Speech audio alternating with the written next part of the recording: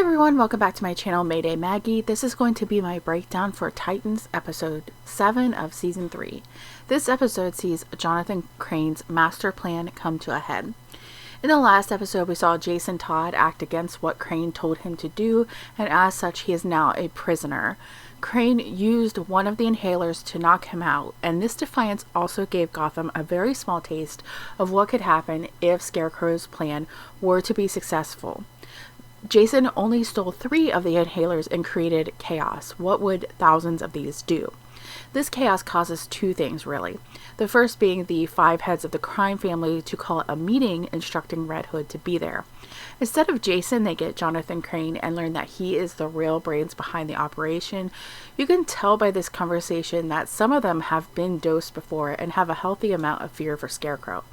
However, he makes an offer they just can't refuse. This new drug that he has made will set Gotham free. They will be free of fear, which, as we have seen with Jason, is highly addictive, making it a very lucrative for the crime bosses. They agree to roll with Crane's plan, which will move forward tonight. The second thing this chaos caused is the Titans to really get their shit together. They know that they need to win this fight or the city is going to be in over its head. Dick heads to Barbara to use Oracle. They need to find where Jonathan is making the product, and the Bat computer just can't seem to find it. Barbara is convinced to use it for fear of what will happen if they don't find Crane, although she really struggles with using it. She says in their conversation that it was the NSA that shut it down, and the use of this machine could have serious consequences. The machine does deliver, and Dick gets an address for Crane. He calls in Connor to help with him while Barbara watches through Oracle.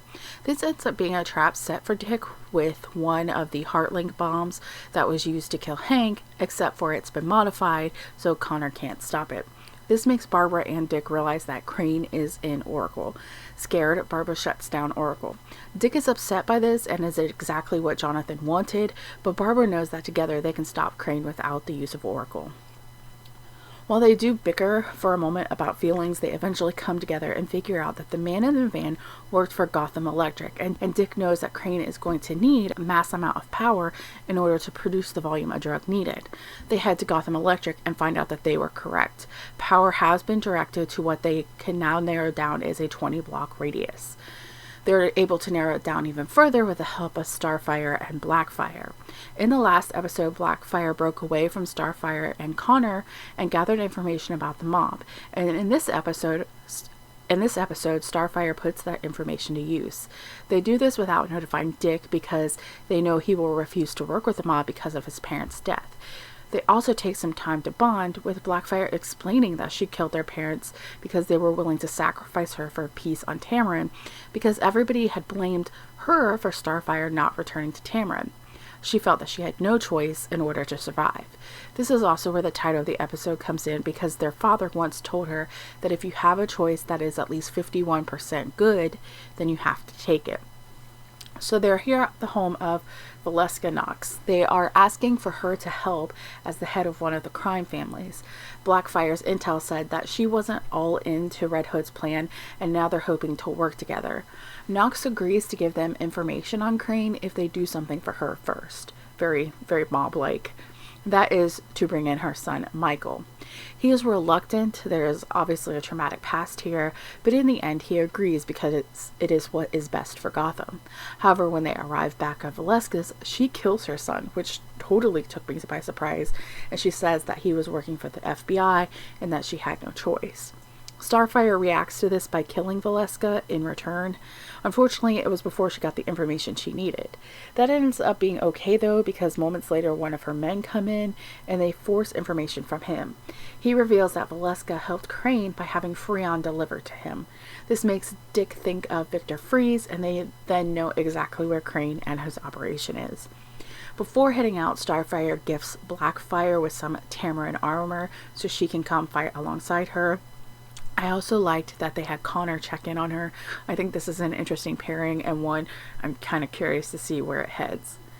Now, to the showdown at Snowy Cone's Ice Cream. The Titans pretty easily handle this. They capture all the mob members and destroy the product. Jonathan and Jason unfortunately get away, but they're on the run and desperate, which makes the Titans have a better chance of catching them. After the takedown, there is a celebration at Wayne Manor. Barbara and Dick share a kiss while Connor heads off to get the team ice cream. However, Gar uses a note he found in Jason's room earlier in the episode to track down Molly.